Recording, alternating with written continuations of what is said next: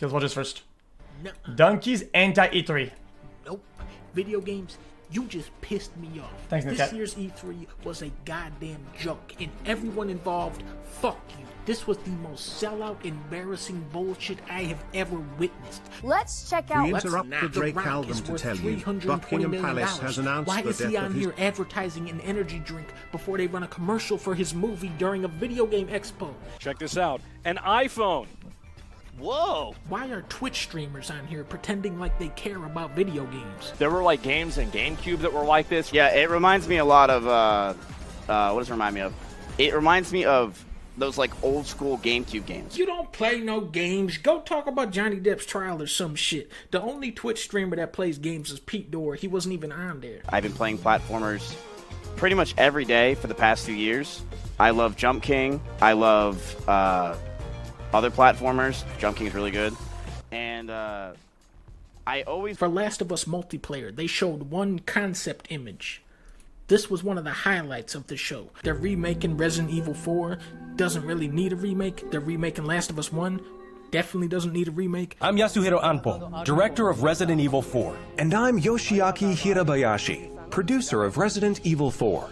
This title is a reimagining of Resident Evil 4, based on the original 2005 release of Resident Evil 4. Let's take a closer look at Resident Evil 4. The over-the-shoulder camera returns, of course. Look forward to future announcements. That's it? The other big remake is Knights of the Old Republic. Now, Wait, what? This game is old. Older than you remember. People who played this back on the original Xbox still consider it to be one of the best Star Wars games, and it's mostly because it has HK-47, who is a funnier character than they've ever had before in Star Wars. There's also Star Wars Eclipse from the guys who made Heavy Rain. Your vast experience hasn't prevented 8 dude. victims from being murdered. Fucking asshole! This studio is great at making unintentional comedies, and I do not understand how they got the Star Wars license. It's kind of like if they let Tetsuya Nomura make a Disney game.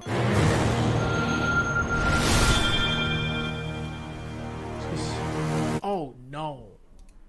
Oh no. Oh no. Oh no. Oh no. Oh no. I'm actually gonna play this. In the 90s, Square was famous for its dedication to storytelling in video games. Today, Square Enix is famous for its dedication to the worst storytelling in video games. Chaos Man was so dumb it was funny. Octopath was soulless. Chat. Final Fantasy... Guys, is it a bad thing to say that just because they were able to do storytelling back then, storytelling back now is a little bit different, and then making the transition from then to now, right, isn't it guaranteed? And some of them won't transition properly. Is that a bad take? 15, you had to watch a movie to get the story. Dragon Quest.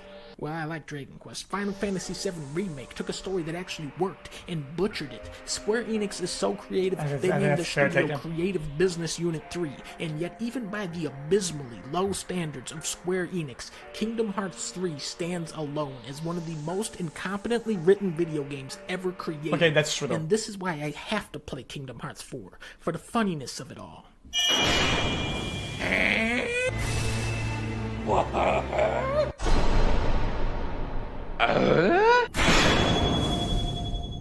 Which one is the one with Sephiroth? Hi everyone. In 2019, Modern Warfare changed everything. Name one thing Modern Warfare changed. You know, and oh, come on! Guys, first, Nah. Okay, guys, Dunkey's being overly negative for no reason. Okay, guys, yeah. It changed a lot. It changed the approach, I think, to overall battle royales with the new system of being a bot back. Also, the Gulag was a fantastic way to make battle royales more enjoyable. I think overall the game, they did pretty good. I think that they revitalized part of gaming. We're on Steam, Generally. as you know. I mean, Call of Duty games are still good for Hashtag Activision sponsored. Hashtag Activision sponsor. Hashtag Activision partner. Hashtag Warzone God. Hashtag sponsored by Warzone Live. trashy multiplayer fun, but the campaigns are so fucking pathetic, so outdated. I don't know why they show this. It looks like shit. I am so excited to play this. What? Come on. It looks good. I don't know why they showed this. It looks like shit. I am so excited to play this. Capcom changed the logo for Street Fighter 6 because everyone made fun of the old one. This game has the great misfortune of following up Street Fighter 5, which launched without an arcade mode. The netcode is still shitty, the AI is too easy on normal mode, the bosses are too hard on hard mode, there's a lot of visual bugs, long load times, they put ads before the matches, and they played it very safe with the gameplay. Street Fighter 6 looks like a pretty dramatic shift for the franchise, but as much as I love Street Fighter, that last game was such a slap in the face to the fans that it's hard to get excited. Capcom really has to redeem themselves on this one. What is a Stormgate, though? How the fuck would I know? So we actually copied Ori and the Blind Forest because that game sold really well. That's good because you just do something that somebody else does. Yeah. They did a really good job with their creativity and taking a jump off the, creative ledge. Jump into the next game. It's from Neo Interactive, and it's called Samurai Zero. You mean Katana Zero. Select your samurai. Oh, it actually is called that. What the fuck? They showed a billion indie games. There was a show called The Wholesome Direct, and the highlight of that show is when Leah called it the Loathsome Direct. Last year there was 9 soup-type games. This year there are 200 frog-type games. Frog Sword, Frog Song, Ball Frog, Time on Frog Island, Here Comes Froggy, Frog RPG, Star Frog, Fancy Frog, Skate Frog, Frog Gun. In Frog Gun, you're They're just copying Pogue's brand, I'm just gonna say. Devolver's presentation again tried its hardest to take attention away from their games and place it on themselves. Double Fine's event actually highlighted some of the more promising indie titles. The 2 that caught my eye were Shim, where you jump from shadow to shadow, and Animal Whale. Every game at E3 is trying to be cute and loud. These games look like they actually might be fun. Everyone thought Rockstar would show their next game. They didn't, but Rocksteady did. It's been 7 years since Arkham Knight, and these guys are finally back with Left 4 Dead Shark, where you have to kill Superman. The thing with co-op is that the game is no longer a $60 buy-in, it's a $240 buy-in. Last year, It Takes Two had this great setup where only one person had to actually own the game, and the game was incredible. If Xbox is smart, they'll put this thing on Game Pass. That is a perfect match. Anything else you want to add? Yeah.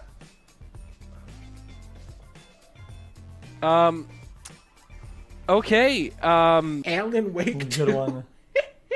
No way this is real. There are only 2 human beings that have ever played the game Alan Wake. Me and my friend Woa. If anybody else says they played Alan Wake, they are lying to you. Making Alan Wake 2 is like if for some reason they decided to make a Knack 2. The big Sony news is that they are slowly bringing all of their major titles to the PC. Uncharted, God of War, Death Stranding, Horizon, and now Spider-Man and The Last of Us. I'm very happy for PC-only gamers that can finally get at some of these incredible games. Does that mean we're gonna get Bloodborne?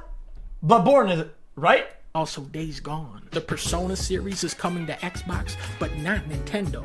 But don't worry, Nintendo fans. You guys get Xenoblade 3.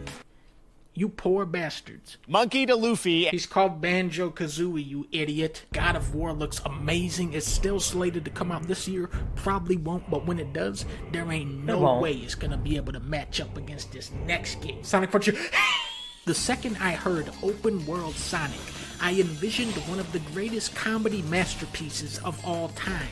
Looking at the gameplay, I am very disappointed that Sonic is not constantly clipping through the terrain.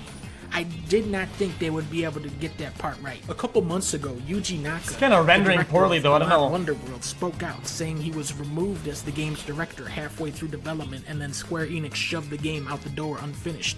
So far, I'm not seeing any farmers or dancing sequences in Sonic, which is a shame, but the developers have clarified that this is not actually an open world game. No.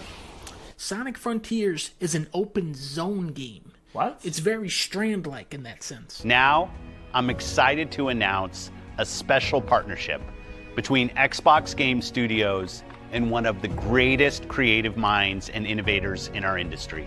これから Xbox Big! It's actually Thank big you, though. Kojima-san.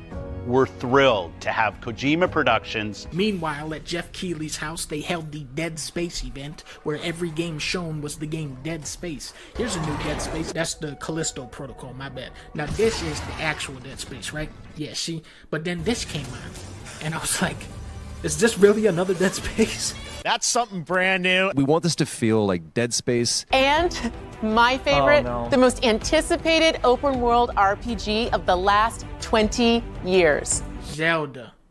Oh, Starfield was the big reveal of this year's E3. Turns out it's actually No Man's Sky, but with shooting.